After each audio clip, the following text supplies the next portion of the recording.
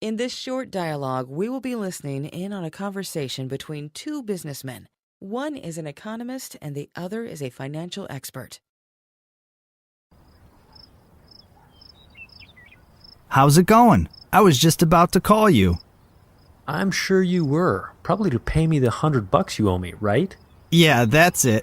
But I don't have it on me at this moment. You know how it is. I was calling you for another reason, though. I told you, no more free financial advice. I can't make any money if I give out free advice to everyone I know. I just need to know a little about net profits per share. Plus, it's not for me, it's for my grandmother. Jesse, your grandmother died 30 years ago. True, but she still would have wanted to know about it. Sometimes I really wonder what is going on in that head of yours. The calculation is simple. All you have to do is divide the net profits by the total shares in dollars issued by the company. The ratio is used for letting owners know how much money each share is worth. That's interesting. Jesse, please tell me that you did not call me all the way down here for that. No, of course not. I would never waste your precious time with such a meaningless question. Oh, what's a share again?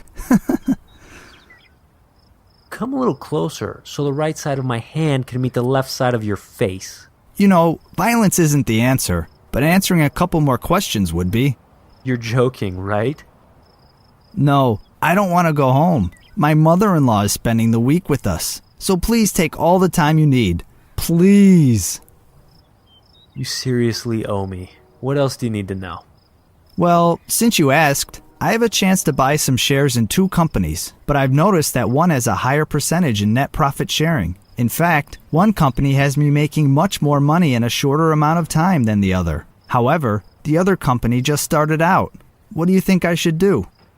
Well, if a company has just started out, you should always wait to see how it fares on the market. But you can always take a small risk now. It may or may not pay off big in the future, but that's the risk you're going to have to take. It's kind of like your wardrobe.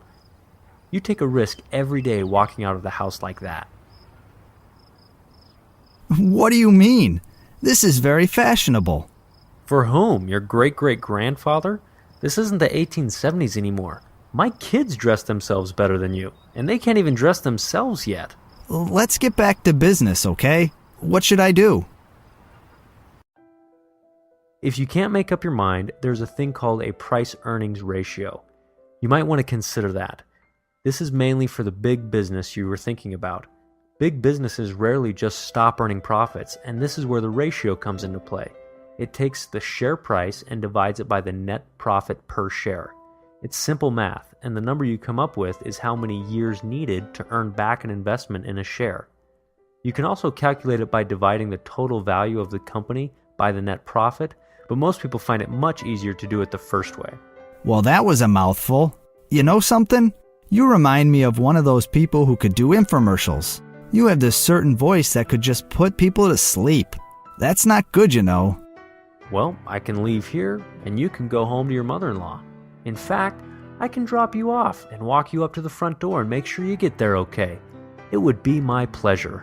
Okay, I get it. Seriously, have you ever tried selling beds or pillows? You would be a natural. Shut up. Seriously, I have another question for you.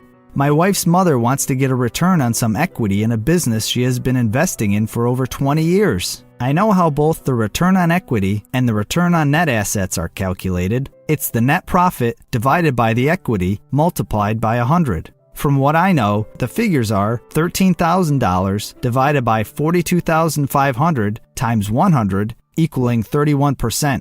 She wants to know if she should let it sit longer or pull it now. Actually, she has some net assets as well. I told her that I would look into it. She thinks that I'm an idiot anyway, so I definitely was not going to tell her that I was going to ask someone else.